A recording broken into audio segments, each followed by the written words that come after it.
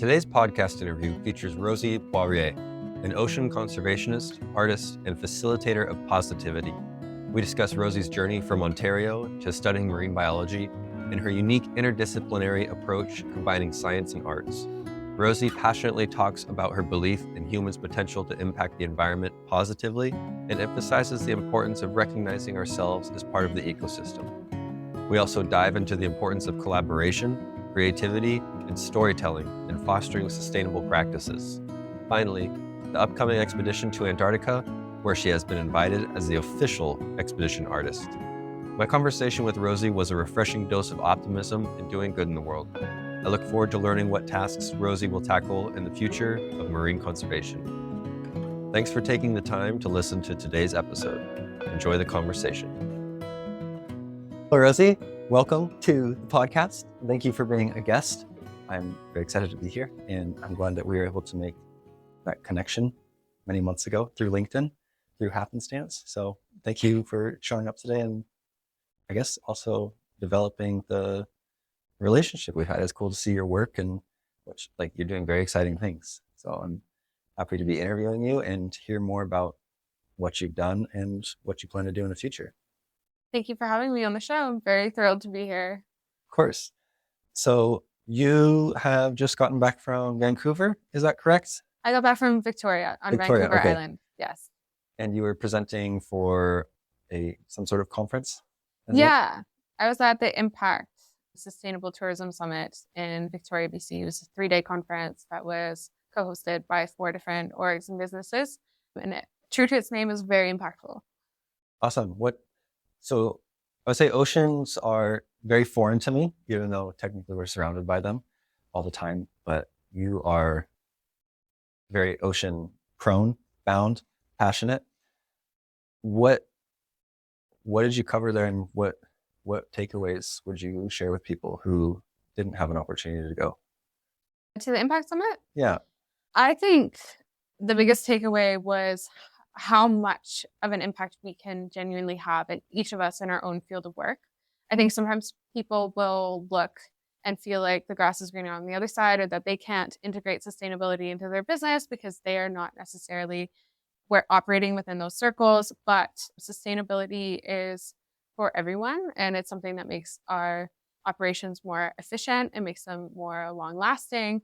And I think that the Tourism Summit really did a good job of showcasing that, because they had all the different sectors of tourism come and be represented. So you had transport, you had like ecotourism, you had lodging, you had food and beverage. Everything was really represented there. Each of them were applying sustainability to their realm of work in their own way. And I found that really fascinating and very inspiring. And I think that that's something that can be applied across all industries and sectors, is that mindset. Yeah, so everyone was able to share what they're doing to be more sustainable. Yeah, and also have the opportunity to learn from one another, be provided with additional tools for tracking, for different ways to implement maybe more resource efficiency or other elements into their practice and their business. Okay, and was this a nationwide thing, or was it BC specific? It was international. Cool. But of course, being held in Victoria, then you had the vast majority of businesses and operations there, where either from the region or from within Canada, but there was international representation. Awesome. Did you find that Canadians were being more innovative, or that other countries were being more innovative with their sustainable solutions?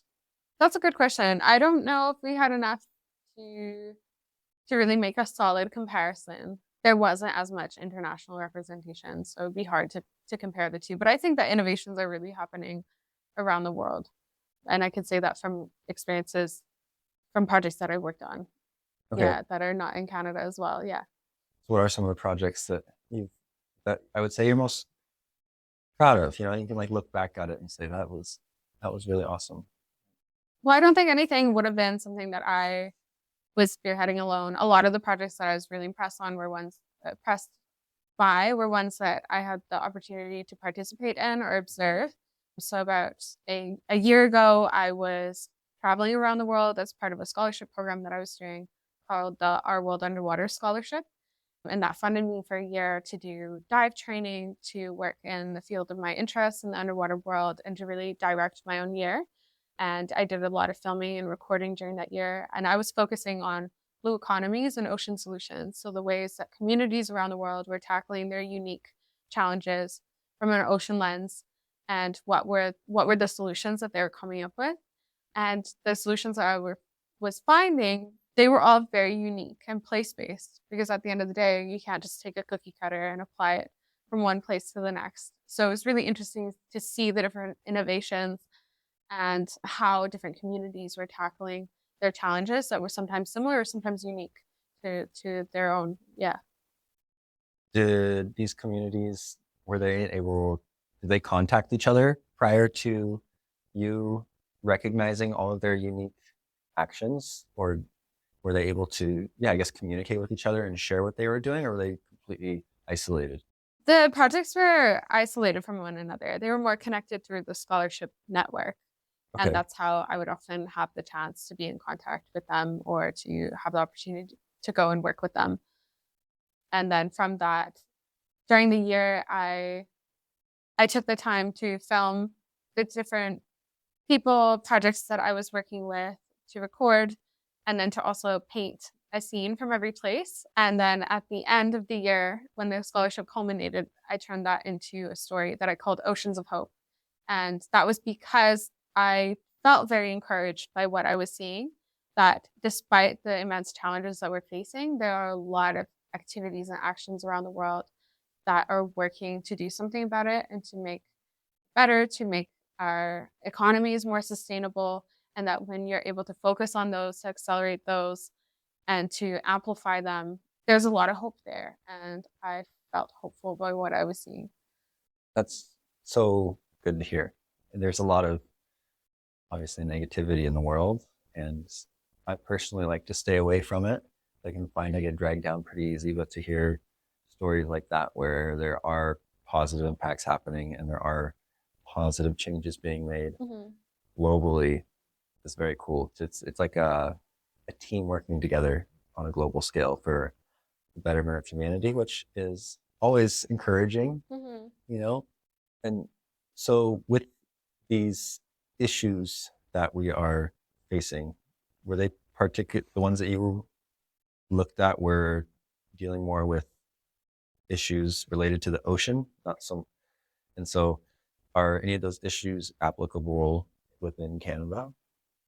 Definitely, because Canada, any of the challenges being faced on a global scale, Canada is facing as well. So the oceans are facing a lot of challenges nowadays that arise from the ways that we as humans are interacting with our natural environment.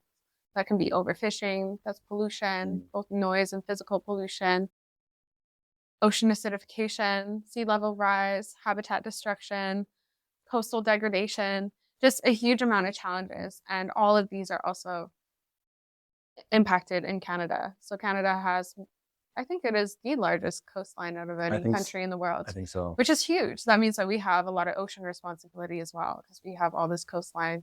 We have a huge EEZ, What is that? exclusive economic zone, I Okay. believe. I have to like Google search that to make sure, but that's your extended, that's the amount of ocean space away from land that Oh, okay. a country has within their legal jurisdiction and that they have control over.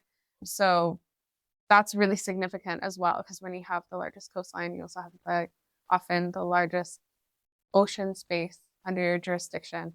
So it's important that even though Canada is not an island nation, it is in some ways an ocean nation because we have so much ocean.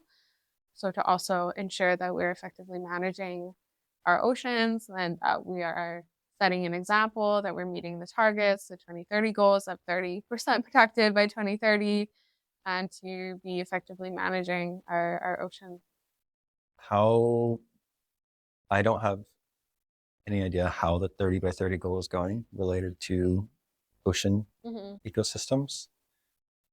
Do you have any knowledge on that?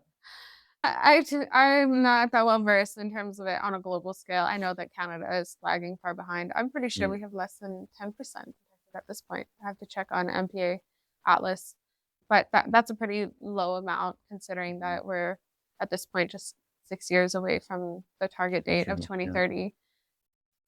Yeah, that's still a long way to go. And I think a lot of countries are also lagging behind Do you have in any their ideas targets. on how Canada could improve, or how Canada could improve their, I guess, the rate at which they're creating MPAs? Um, I mean, I haven't worked in MPA management in Canada, so I think it'd be hard for me to speak to it in a really informed way. And it is also, it's challenging because a lot of countries will establish MPAs without effective stakeholder discussion. And then you wind up with what is well known as paper parks, which is where you have a marine protected area in place, but it's not necessarily A, being enforced, or B, being adhered to.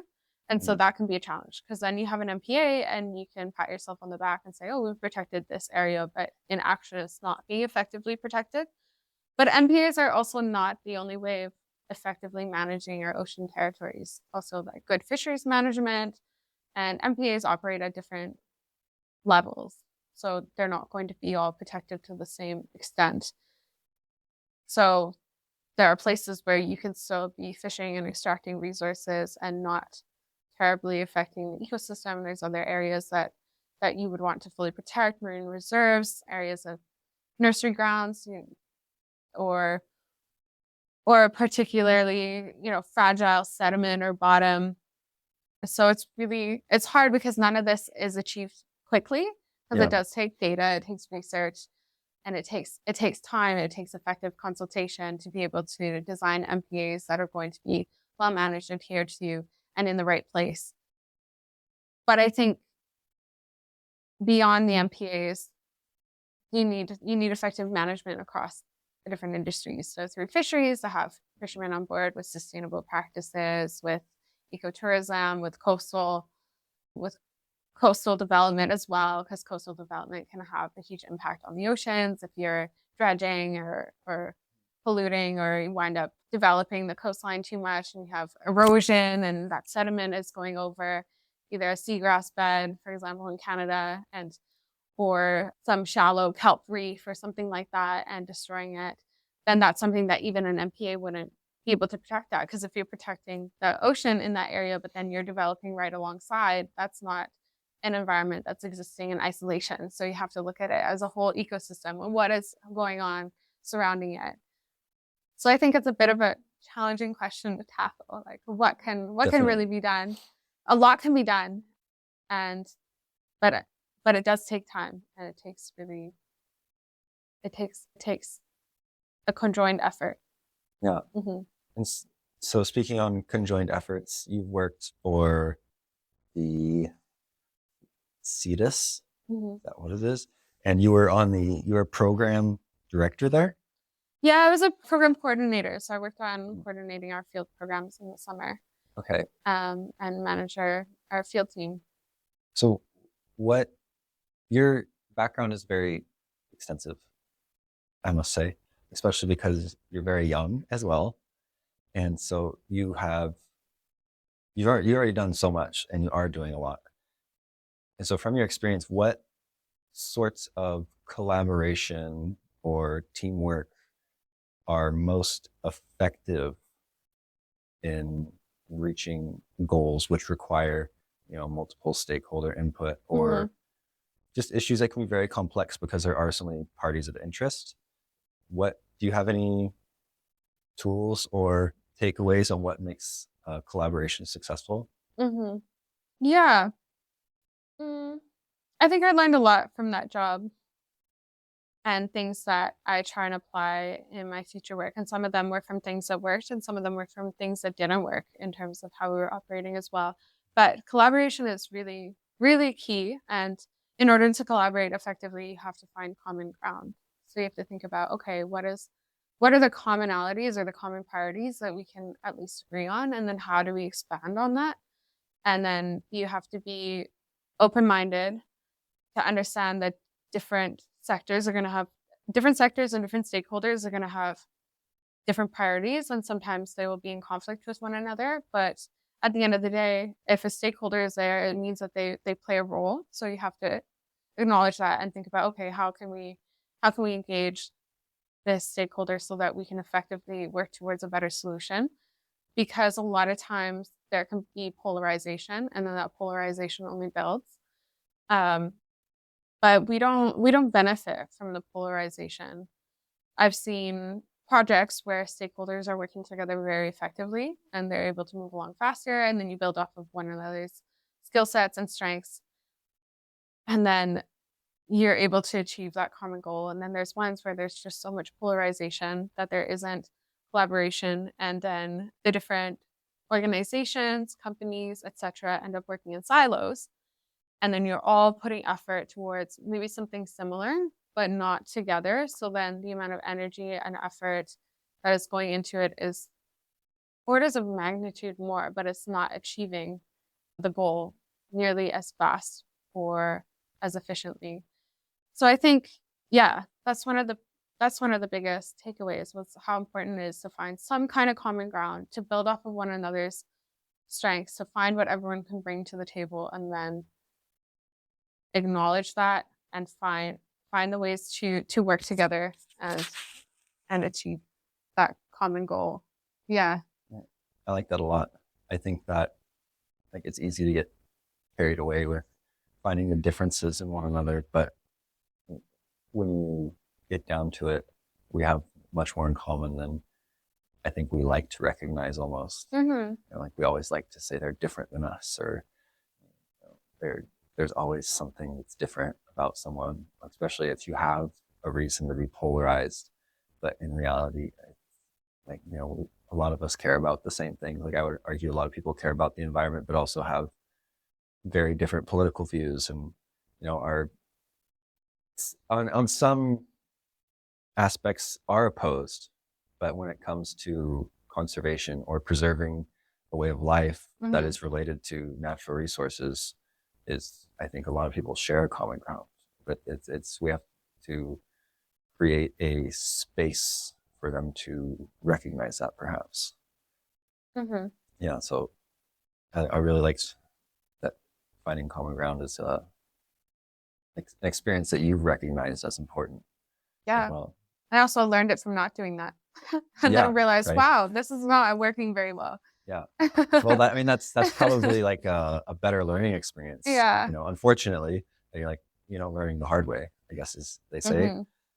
And so, because you are so involved in ocean conservation, and you are from Ontario, you didn't grow up around the ocean. No. So how did you come to love and have developed like this amazing passion for the ocean? Well, I suppose it grew out of many things. I did grow up in Ontario, and even though we're not close to any ocean, we do have very large bodies of water. We're in the middle of 5 Great Lakes, which is phenomenal because these are really unique ecosystems. And to have so much fresh water in one place is, I think when we grow up in this region, we don't realize how normal that is, but that it's very abnormal on a global scale to have these kind of freshwater lakes in such density. So I did spend a lot of time in the water, and I always loved the water, and I love nature. And my mom was really good at instilling this appreciation for nature. And my sister and I, as kids, she would talk to us about deforestation and the challenges as well. And I remember it was my 7th birthday party. And as a kid, you're so excited for presents. And my mom wasn't a big fan of the whole presents and all the trash that it generates. And you wind up with things that you don't need. And so she sat me down. She's like, Rosie, would you consider raising money for your birthday instead of presents? And that was really hard for me as a 7-year-old. But I was opposed. I was like, no, I don't think I can do that. And then we talked about it. And over the next few days, I agreed. And so we sent out my little invitations, and I had all these friends come over. We had a wildlife themed party. And we talked about the challenges that wildlife is facing. We played this little game about habitat destruction, and we raised money for World Wildlife Fund as a 7-year-old. And I think experiences similar to that were instilling this sense of stewardship in me from a young age. So I used to start initiatives when I was in elementary school. And then when I was in grade 8, we did a career project where you're trying to figure out what career you wanted to do, and you had to make a big presentation about it. And I had no idea. And I wound up doing those online career quizzes, and every single one of them came up with marine biology as my top choice.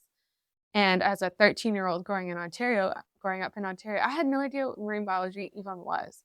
Yeah. So I spent the next week deeply researching it and became all the more fascinated. And by the end of that week, I was dead set on the idea of becoming a marine biologist. So I started applying for opportunities, and I got my first chance to travel internationally when I was 15. I got a scholarship to go participate in a 3-week-long marine science diving and sailing expedition in the Caribbean. That's amazing. And that just blew my world. Yeah, I came back from that trip completely motivated and changed, because I think it opened my eyes to the idea that that career would be possible for someone like me who didn't have any opportunities, and that growing up, the idea of being marine biologist in Ontario is odd.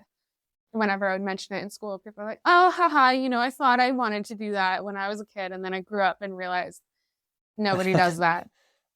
But I stuck to it. And by the time I was 18, I took a year off, and I was living in the Bahamas doing my dive instructor training, working with a dive center, volunteering with coral reef restoration, working with community projects. And then I headed out to BC to start my undergrad. And all the opportunities that have come to me in the past 10 years of me working diligently in the field have arisen from those like key moments as a kid that really shaped me and shaped my perspective.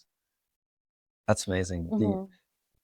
Do you think that if the tests came out not marine biologists, that you would have, if they all came out, say like ecologist or maybe like forestry, if it was related to the natural world, do you think you would have pursued it? Or like, was there like just like a deep yearning for the ocean?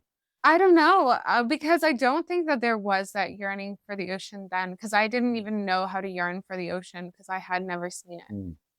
So maybe not. Maybe it would have been a very different outcome, or maybe I would have been a forestry biologist. Who knows? Like wound up in some other realm of environmental work. Yeah. But yeah, it's a good question. I have no idea. Well, you're here and now, and you're doing good things. So I would say, and good at what you do. So I'd say it worked out pretty well. And Yeah. so raising money from the age of 7 for conservation work, and then you said starting initiatives in elementary school.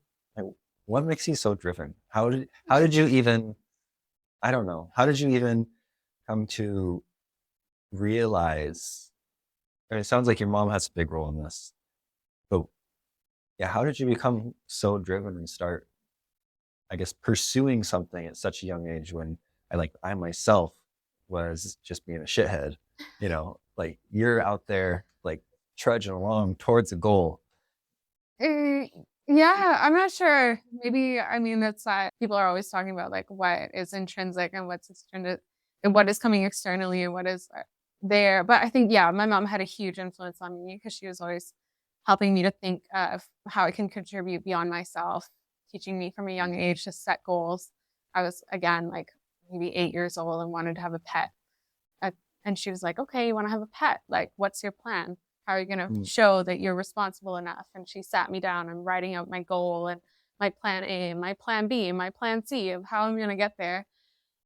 And I think also, yeah, just also trial and error, wanting to be able to contribute to bettering the world that I lived in. I used to read a lot of Chicken Soup for the Soul as a kid, and was like really inspired by the stories that I would read. And I started like a school board wide fundraiser for polar bears when I was in 6th grade. And when I was in high school, I did this project called Art for Humanity, where I was producing art and selling it at the community fair to raise money for nonprofits and projects. So I convinced all my friends to come in after school programs and help me make these like copper bracelets and paint and stuff like that, and to donate their images. And we would set up this booth actually in the Covent Garden Market just near to here. Oh. Yeah, so I think I enjoyed being able to be part of the project. I really enjoyed the community dynamic around those projects and being able to work creatively with other people and to share ideas and then to have a goal and be able to work towards that and see what comes out of it. Because sometimes it doesn't turn out how you're imagining it, but you learn a lot along the way. Yeah, all those elements.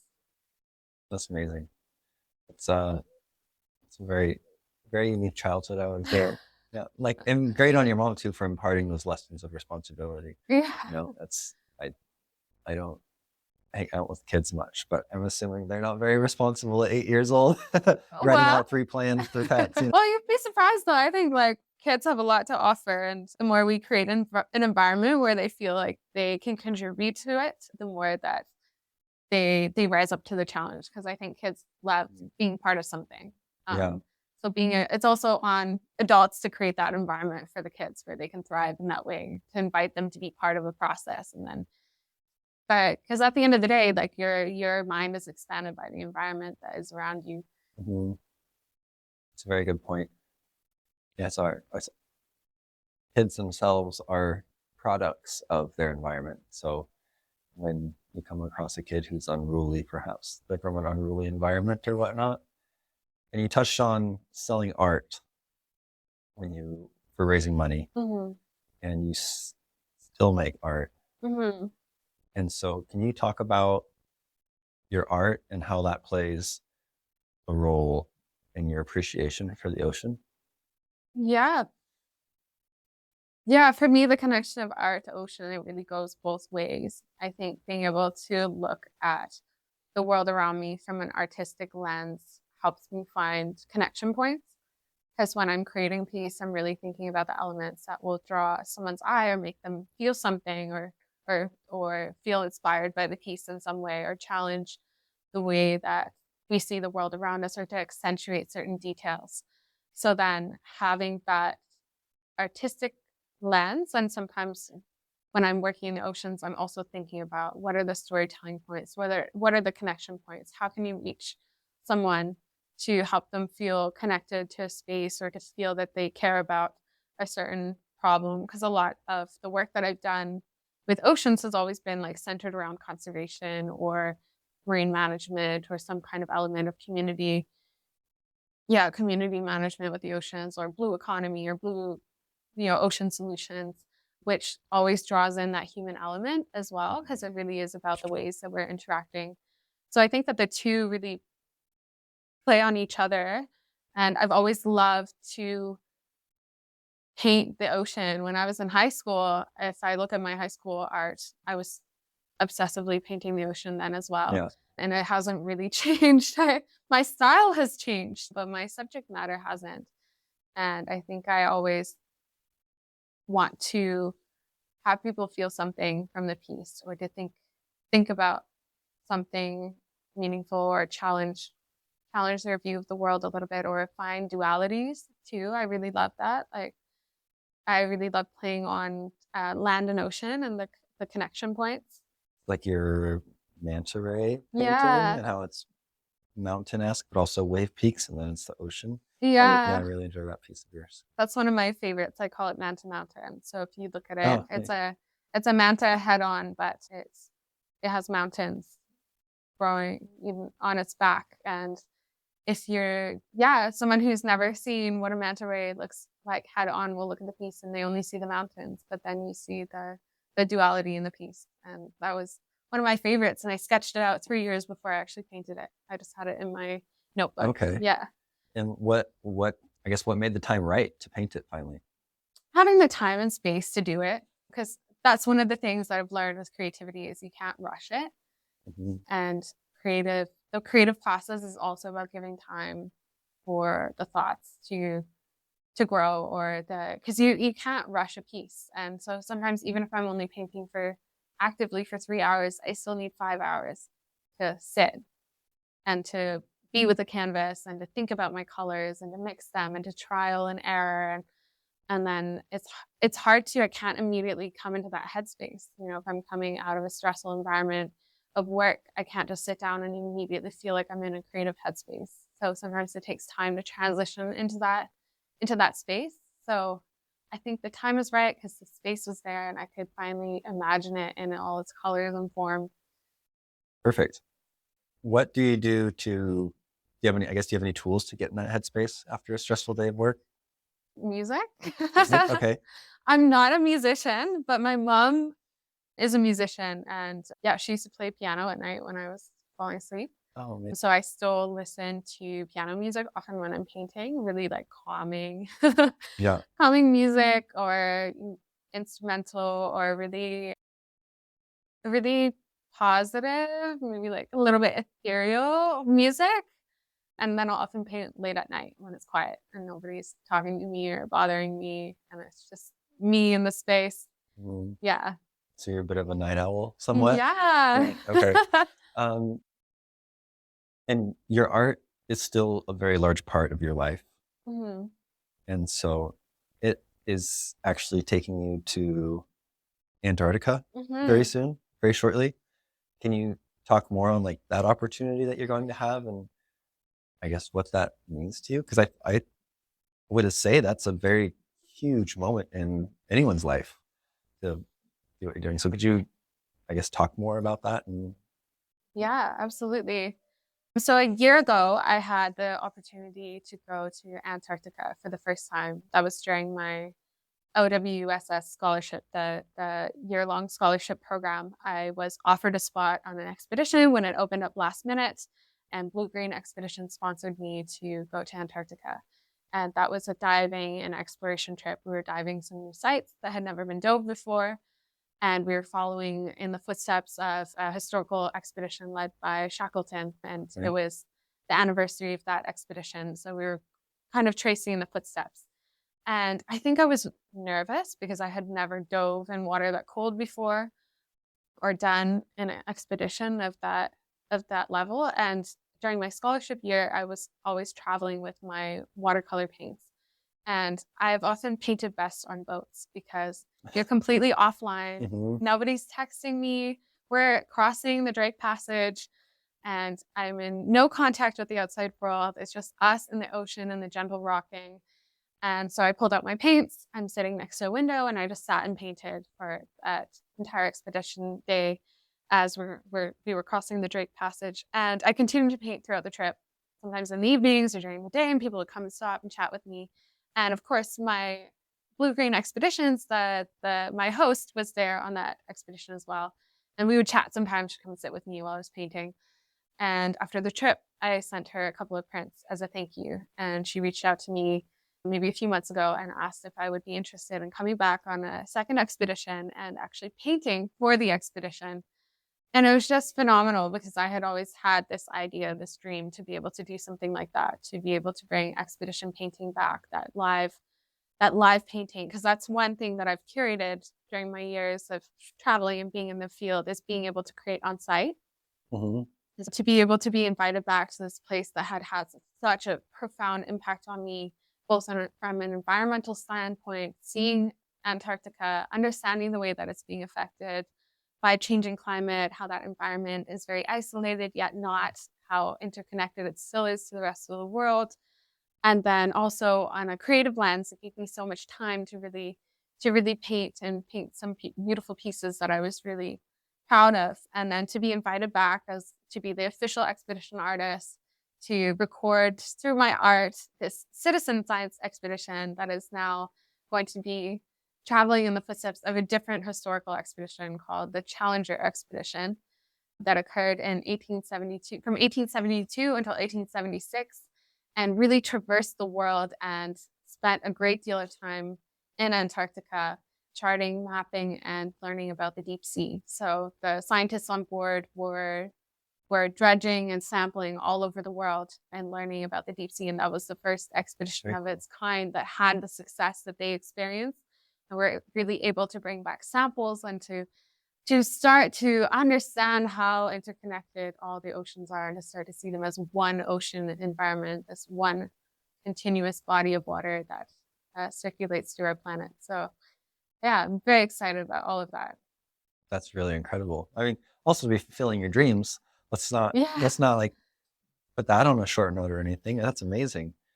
And this was all out of, I guess, the graciousness of your heart almost to say thank you and provide some of your work. And then obviously it was very touching. So I mean, to be invited back, that's so cool. Uh-huh. And do you think that having the not prehistoric, do you think that having the historical adventures. What did you call it? Expedition? Expeditions. Yes, Mhm. that's the word. Do you think having the historical expeditions, I guess, is there any precedence that they're there, like that, like to follow their footsteps is on your mind at all when you're down there? Well, for me as an artist, I'm going to try and tie elements of the historical expedition into the way that I'm recording this one. So from the paintings, I'll be producing a calendar. And in the calendar, I want to share anecdotes as well from the original expedition, to have little notes that are sharing some of the history of the expedition and some of the big discoveries that were made, or some of the more quiet learnings as well. Because sometimes it's not the huge discoveries finding this particular species. Sometimes it's some more humble learnings that really have the biggest impact. So I was listening to a podcast about the original Challenger expedition and how they stopped in many countries along the way, and they stopped in the Philippines, and they had the intention to dredge deep to find these glass sponges that they had been told about by the locals, and they used their big clunky iron dredge, and when it sunk to the sea floor and it scooped up the glass sponges, they all came up broken and not at all intact. And the locals said, "Oh, well, when we go to get the glass sponges, we use this light dredge, or this made out of bamboo," and showed them the one that they use. And then they borrowed that one, and it was far more effective. So I think even that collective learning, and nowadays we would never dredge for science in the manner that they were doing then, but they didn't have access to ROVs like we have now. That was a very different time. So we do try and use less invasive techniques in science nowadays, but even looking back at what was learned then, and also that, again, that community learning and humility to be able to learn from somebody else who's doing it differently from you, and maybe it'll end up being more effective. So I think here too, this is a citizen science expedition. There's going to be a lot of scientists working on different projects, also being able to share initiatives, share insights, to be able to collaborate, learn something from someone who's doing some project that's very different from yours. I always loved that collaborative space, and being able to properly show this modern expedition, what we're accomplishing now, compared and sharing to that historical context of the original Challenger expedition and its discoveries of the deep sea, and yeah. Sounds like it'll be a lot of like-minded people together, all following their passions and being able to share with each other. And it sounds like it's going to be a very amazing experience for you. Mm-hmm. Do you hope to learn anything specific while you're down there? I don't know if there's something specific I'm hoping to learn. Sometimes I hope to learn something that I wasn't expecting. Oh, that's very good. Because you never know what you don't know. Yeah. So perhaps to feel myself be challenged by something. But I think too, this is a project that I would love to set a precedent for future projects that can have a wider impact as well, bringing the arts and the sciences closer together. And I'm really hoping to be able to replicate similar projects out of this trip and have the opportunity to really learn from the other scientists and creatives within this space. Very cool. I think that's such a cool blend to be able to do art and science, because they're seen very distinctly from each other. Like we'll say you have like the art half of your brain or the science half of your brain.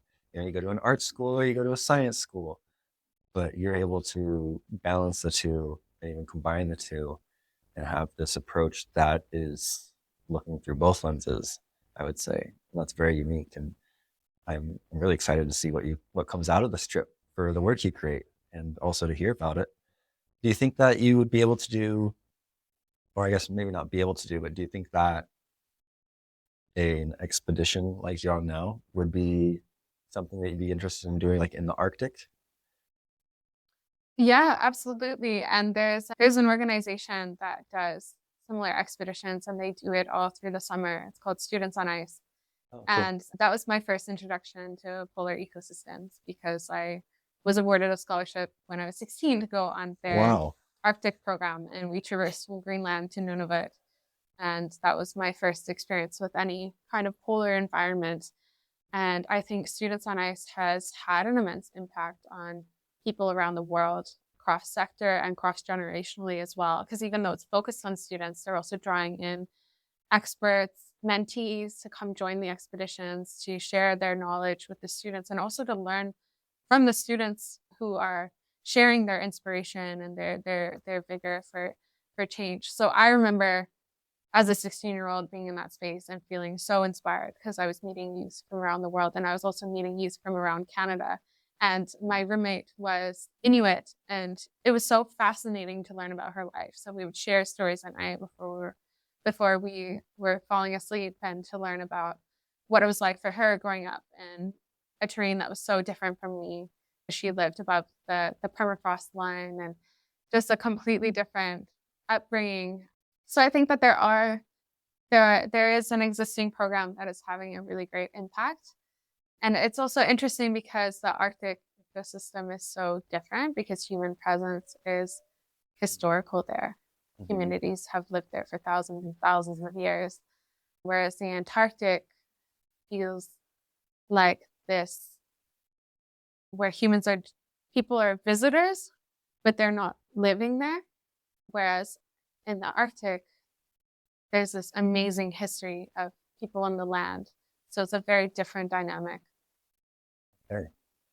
It's very cool to be visitors on the planet, and to be, because I feel everything's very anthropocentric. And so to say that we're visitors as a species somewhere on the planet is very rare, because we are everywhere, really, So to have that, I guess, like maybe like last wild space or something like that is very special. Yeah. And that was one of the great, for me, a huge realization being in Antarctica, in a place where you feel like such a visitor looking in on this window of this like amazing frozen landscape, but you realize how much humans are affecting it regardless.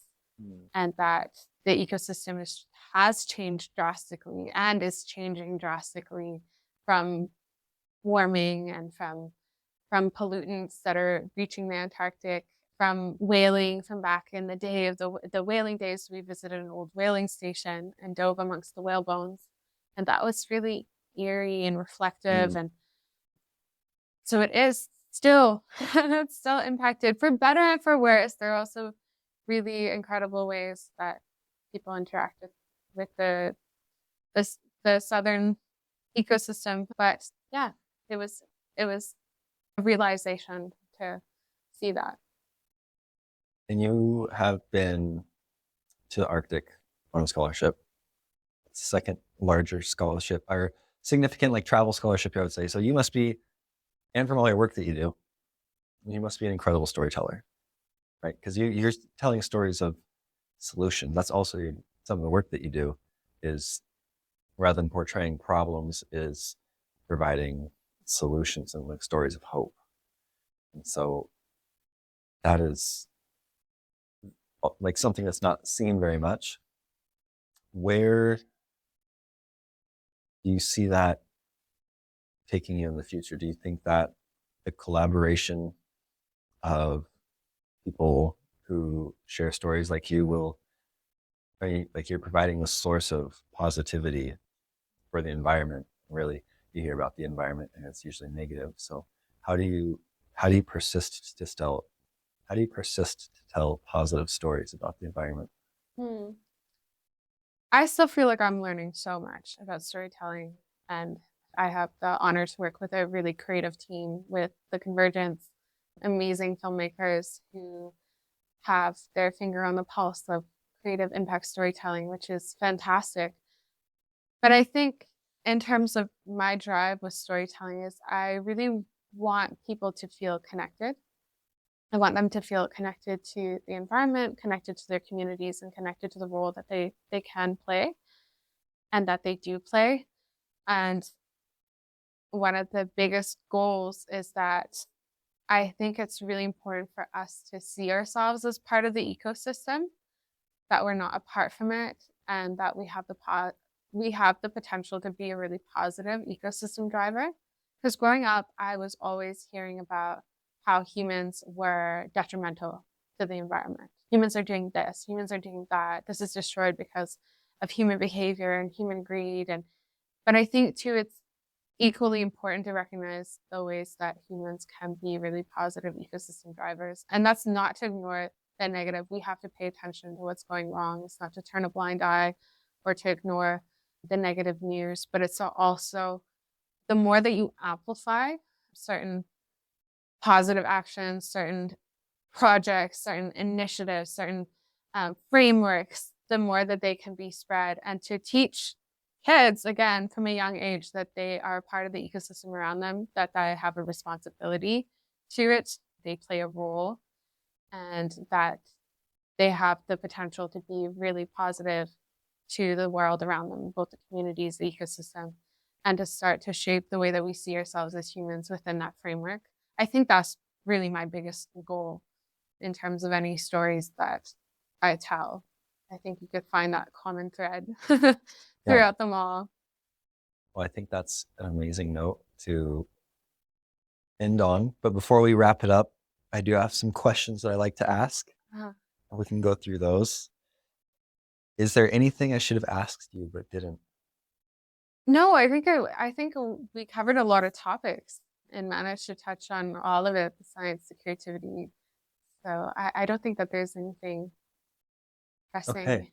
Awesome. Well, I'm glad I could, I guess, ask you all the questions that you were expecting and maybe some that you weren't. What does a successful future look like to you? A successful future, to me, I think embodies that element that I was talking about, of people being able to see themselves and act in a way that exemplifies us as part of the ecosystem. And I think a successful future is one that can be maintained and grown with. Because right now, the way that we are moving, we're depleting our resources, and we live in a finite planet with finite resources. So we have to learn to recirculate those and to build stronger communities that are resilient and caring and have more elements that we're measuring beyond just economic growth, to be able to really look at our community growth. So I think, that's how I would envision a successful future. Yeah, amazing. What makes you hopeful? People.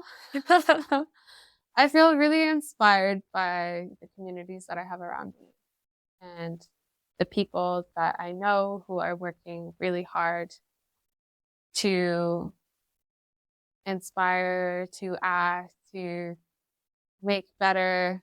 And I have friends who are working in all different fields who are so inspired. And I think when I would feeling discouraged, there's a lot of other people that I can turn to for inspiration, which keeps me encouraged. And I think really believing in people's ability to do good and to be able to foster a more positive mindset, and that we can grow that communities are developed and strengthened over time with really diligent effort. So I think being able to work towards those kind of goals keeps me hopeful, because then I can focus on where it's working, what can be built upon. And I think too, the ocean keeps me hopeful, because it's so moving and changing, and it's a place of connection, because when you're connected to water, you're connected to the world, and that gives me hope. It's a beautiful answer. Thank you. And are there any resources you'd like to share with people so they can learn more? I wish I had one website or something that I could direct people towards, but I think it really depends on the projects that people are working on. What about some of your work? I don't have anything specific. Okay. I mean, there's a lot of resources out there for every single field. So I think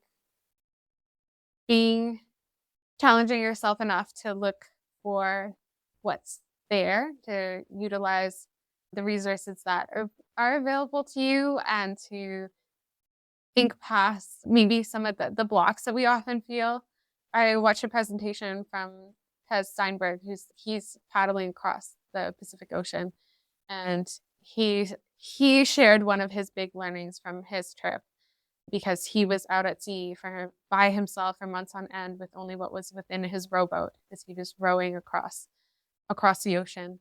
And he said that the biggest thing that he learned during that trip was that everything that he needed was there in his boat, even if it wasn't how he thought it should look or exactly the way that he thought he needed it. Through creative adaptation and working with his resources, he was able to complete this monumental task of rowing across the Pacific to Hawaii, which is enormous.